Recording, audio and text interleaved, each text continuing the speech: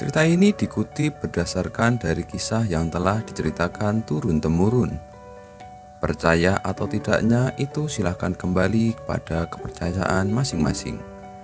Di sini saya hanya bermaksud untuk menceritakan kembali sebuah kisah yang telah orang ceritakan itu. Dan tayangan ini hanya untuk hiburan semata, tidak ada unsur menjelek-jelekan atau hal buruk lainnya. Selamat menyaksikan. Si Bader adalah sebuah lokomotif dengan nomor seri CC2018307. Lokomotif ini dulunya adalah lokomotif seri CC201 dengan nomor urut 45 dan diasuh oleh Depo Induk Yogyakarta.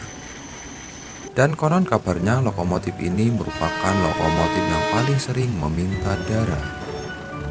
Ngeri ya? Baik, kita akan bahas dari awal.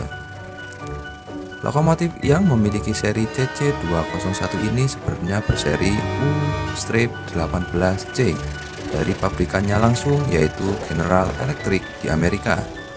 Si Bader didatangkan ke Indonesia dikala perusahaan kereta api masih berbentuk jawatan atau lebih dikenal sebagai Perusahaan Jawatan Kereta Api atau PJKA.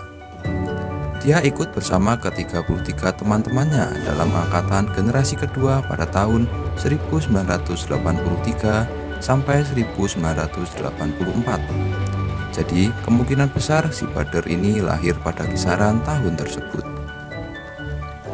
Baik, kita akan lanjut menuju masalah yang sering menghampiri lokomotif ini. CC20145 dikala berdinas seringkali mengalami berbagai peristiwa berdarah. Jika boleh saya sampaikan, antara lain yaitu kecelakaan sesama kereta dengan kendaraan bahkan sampai menabrak manusia. Sehingga lokomotif ini sering sekali keluar masuk bengkel untuk melakukan perbaikan. Dan diceritakan pula petugas kebersihan sering menemukan sisa-sisa darah di sela-sela roda lokomotif. Di suatu ketika di Baleasa, Yogyakarta, saat lokomotif ini diperbaiki setelah mengalami kecelakaan. Waktu itu para teknisi telah memastikan bahwa lokomotif ini telah selesai dan layak untuk diuji cobakan. Namun hal ganjil pun terjadi.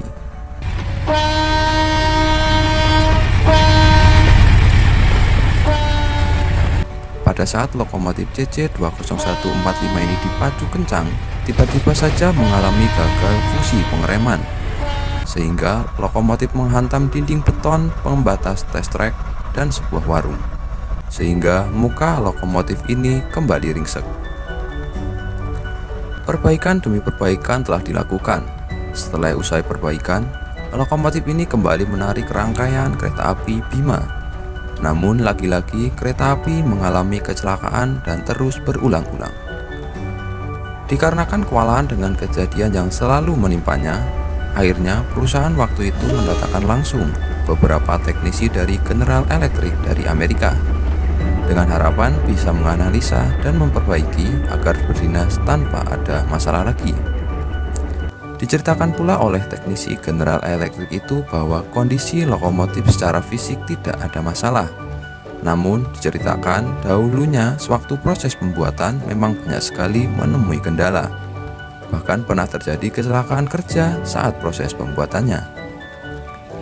Berdasarkan cerita yang beredar bahwa konon dulu material yang digunakan untuk pembuatan lokomotif ini berasal dari sebuah puing-puing besi rumah yang telah tua. Dan tentunya puing-puing tersebut dihuni oleh dua buah sosok makhluk halus.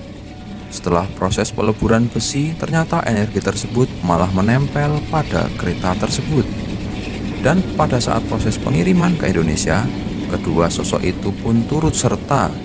Diceritakan pula bahwa kedua sosok itu mendiami pada bagian sisi depan dan belakang lokomotif ini. Kita ketahui bahwa jin-jin sangat menyukai kesunyian dan tidak suka akan kebisingan. Jadi kemungkinan ulah mereka tersebut dengan tujuan agar lokomotif ini mangkrak atau rusak dan tidak digunakan kembali, sehingga bisa menjadi tempat tinggal mereka yang nyaman. Nah, kembali ke cerita, akhirnya seorang tokoh supranatural mengambil jalan dengan melakukan komunikasi dengan mereka dan disepakati sebuah perjanjian bahwa mereka tidak akan kembali berulah dengan syarat lokomotif tersebut dibuat mengkilap. Diceritakan di bagian samping lokomotif ini disepuhkan nikel agar mengkilap atau dikrom. Lalu dipasang beberapa gram emas dan di bagian depan dipasang tapal kuda yang menurut kisahnya sebagai penetral. Nah, menurut sebuah catatan yang saya kutip dari Kisah Tanah Jawa di Twitter, bahwa di bagian tengah lokomotif ini juga ditaruh sebuah kodam asli Jawa bernama Sayekti dengan perwujudan pria separuh baya dengan pakaian surjan lengkap dengan bangkon.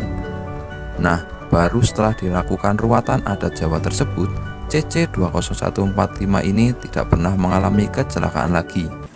Dan untuk mengantisipasi kejadian berulang, lokomotif ini tidak bernaskah eksekutif lagi, melainkan untuk kereta ekonomi maupun kereta barang atau untuk kelangsiran saja. Terakhir, saya sendiri melihat lokomotif ini sedang menarik lokomotif lain masuk ke Bayasa Yogyakarta.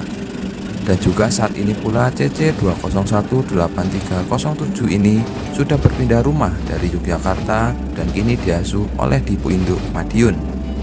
Sekian cerita kali ini, semoga kalian semua terhibur. Terima kasih.